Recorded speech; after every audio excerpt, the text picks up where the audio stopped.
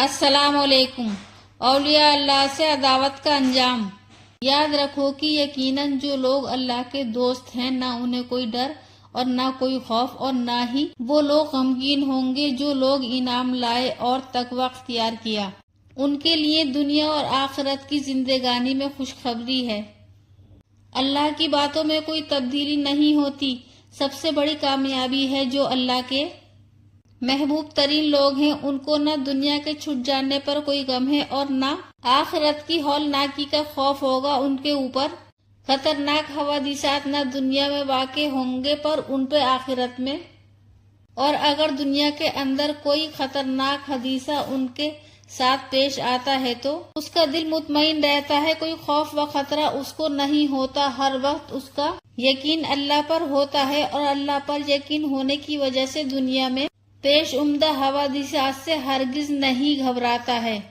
اور اولیاء کاملین وہی ہوتے ہیں جو ایمان اور تقوی تیوار سے بہت مضبوط ہوتے ہیں، جیسا اللہ والوں کے لیے دنیا اور آخرت کے اندر خوشخبری کا اعلان ہے۔ بخاری شریف میں حضرت ابو ہریرہ رضی اللہ تعالی عنہ سے ایک حدیث قدسی مروی ہے کہ اللہ تبارک و تعالی نے ارشاد فرمایا کہ جو شخص میرے ولی اور میرے دوست اور محبوب بندوں سے عداوت رکھے، اس کو میری طرف سے یہ اعلان ہے کہ وہ مجھ سے جنگ کے لیے تیار ہو جائے، اس لیے کہ میرے ولی اور میرے دوستوں سے عداوت کا مطلب یہ ہے کہ وہ میرے مقابلے میں آنا چاہتا ہے۔ حدیث شریف ملاحظہ فرمائیے، حضرت ابو ہریرہ رضی اللہ تعالی عنہ سے مروی ہے کہ جو شخص میرے کسی ولی اور دوست سے عداوت رکھتا ہو تو میں اس کے خلاف جنگ کا اعلان کرتا ہوں، اور میرے بندے جن عبادتوں کے ذریعے سے میرے قریب ہوتے ہیں ان میں سے میرے نزدیک سب سے محبوب ترین عبادت یہ ہے کہ جس کو میں نے اپنے بندے پر فرض کر رکھا ہے، اور میرا بندہ نوافل کے ذریعے مجھ سے قریب ہو جاتا ہے، یہاں تک کہ میں اس کو اپنی محبوبیت کا درجہ دے دیتا ہوں، اور میرے اس بندے کے درمیان ایسا شدید تعلق ہو جاتا ہے کہ میں اس کا کان بن جاتا ہوں جس سے وہ سنتا ہے، اور اس کی آنکھ بن جاتا ہوں جس سے وہ دیکھتا ہے، اور اس کا وہ ہاتھ بن جاتا ہوں جس سے وہ پکڑتا ہے، اور اس کا ایسا پیر بن جاتا ہوں جس سے وہ چلتا ہے، اور اگر مجھ سے کچھ مانگتا ہے تو میں اس کو ضرور دیتا ہوں، اور میں جو کام کرنے والا ہوں ان میں سے کسی کام میں مجھے ایسا تردد ہوتا ہے جیسے کسی مومن کی جان کے بارے میں تردد کرتا ہے، وہ موت کو محسوس کرتا ہے تو میں بھی اس کی پسندیدہ چیزوں کو ناگوار محسوس کرتا ہوں، اس لیے میں اس کی موت میں جلدی سے کام نہیں لیتا، بلکہ اس پر دنیا تنگ ہو جائے، وہ دنیا سے نفرت کرنے لگے اور آخرت کی نعمتوں کو ترجیح دینے لگے، تب میں اس کو موت دیتا ہوں۔ اللہ والوں سے ڈرو۔ ابھی جو حدیث شریف ذکر کی گئی ہے وہ حدیث قدسی ہے۔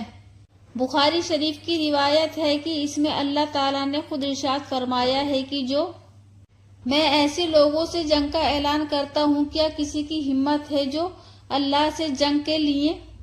تیار ہو جائے، جو اللہ کے مقابلے کے لیے تیار ہو جائے، اللہ اس کو جب چاہے